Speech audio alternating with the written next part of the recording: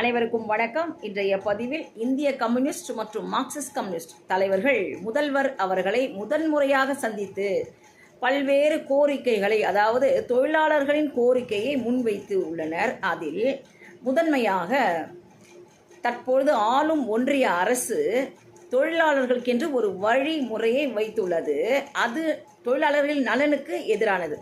அதை தமிழக அரசு பயன்படுத்தாமல் பின்பற்றாமல் கேரள மாநிலத்தில் நீதிபதி கோபால் கவுடே அவர்கள் கொண்டு வந்த வழிமுறையை கைப்பற்றி அனைத்து தொழிற்சங்க தலைவர்களையும் ஒன்றாக திரட்டி அதை சீர்ந்து ஆராய்ந்து பார்த்து அந்த வழிமுறையையே பின்பற்ற வேண்டும் என்ற கோரிக்கையை வைத்துள்ளனர். மேலும் தொழிற்சங்க தலைவர்கள் அனைவரையும் ஒன்று திரட்டி அவர்களின் கருத்துக்களை கேட்டு தொழிலாளர்களின் உரிமையை வாழ்வியலையும் பாதுகாக்க அரசு முன்வர வேண்டும் என்ற கோரிக்கையை வைத்துள்ளனர். சிங்கப்படையில் நாங்கள் வரவேற்கிறோம். அந்த பெண்கள் ஏற்கனவே காவல்துறையில் பணியாற்றுபவர்கள் தான். எனவே அவர்களுக்கு சிறப்பான பயிற்சி அளிக்க வேண்டும் என்று கூறுகின்றனர். தொழிலாளர்கள், துப்புரவு தொழிலாளர்கள், அப்புறம் பணியாளர்கள், பல்வேறு மாநிலங்களை கடந்து இங்கே வேலை செய்யும் பணியாளர்கள், ஒப்பந்த அடிப்படையின் ஊதியர்கள், அவர்கள் எல்லாம் பணியை நிரந்தரமாக அவர்களுக்கு பாதுகாப்பு வழங்க வேண்டும், அவர்கள் வாழ்வியலையும் அரசு கருத்தில் கொள்ள வேண்டும் என்று வலியுறுத்துகின்றனர். விவசாயிகள், ஆலையில் வேலை செய்பவர்கள், அப்புறம் பணியிடங்கள் நிறைய நிரப்பப்படாமல் இருக்கிறது. அதில் குறிப்பாக கல்வித்துறையில் பணியிடங்கள் காலியாகவே உள்ளது. அவற்றை நிரப்ப அரசு முன்வர வேண்டும் என்று கோரிக்கைகள் வலியுறுத்தி உள்ளனர்.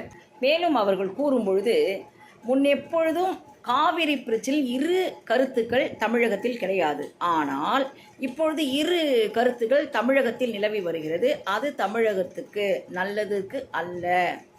ஒரு தீர்மானத்தை கொண்டு வருவதற்கு முன்பு அனைத்து கட்சியினரையும் ஒன்று சேர்த்து ஒருமித்த கருத்தாக தீர்மானத்தை கொண்டு வர வேண்டும் என்பது தற்போதைய முதல்வரிடம் அவர்கள் வலியுறுத்துகிறார்கள்.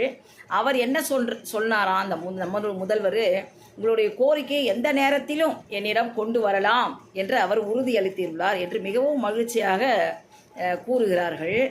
அவர்களின் கோரிக்கை நிறைவேறும் என்று அவர்கள் நம்பிக்கையும் தெரிவிக்கிறார்கள். மேலும் ஒரு கேள்வியாளர் கேட்கிறார், முன்னாள் முதல்வர் அவர்கள் இந்த அரசு கவிழும் என்று கூறுகிறாரே, அது சாத்தியமா என்று கேட்கும் பொழுது, நாங்கள் அரசின் ஆட்சியிலும் அதிகாரத்திலும் பங்கு பெறாமல் வெளியிலிருந்து ஆதரவு கொடுக்கிறோம். மற்றவர்களும் ஆட்சியில் அதிகாரத்தில் பங்கு பெற்று ஆதரவு கொடுக்கிறார்கள். எனவே இந்த ஆட்சி 5 ஆண்டு காலம் சீராக இயங்கும் என்பது எங்களது நம்பிக்கை. முன்னாள் முதல்வரின் கருத்து ஏற்புடையது அல்ல என்று கூறுகிறார்கள்.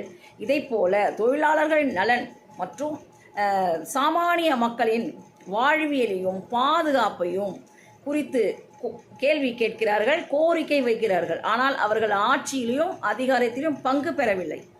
அவர்களின் அந்த சீரான எண்ணம் இருக்குது இல்லையா, ஆட்சியிலும் இல்லை அதிகாரத்திலும் இல்லை. ஆனால் மக்களுக்காக துணை நிற்கும் நமது பெரியவர்களை, அவர்கள் பெரியவர்கள் தான், அவர்களை பாதம் தொட்டு நன்றி கலந்த வணக்கத்தோடு வணங்குகின்றேன். நன்றி, வணக்கம்.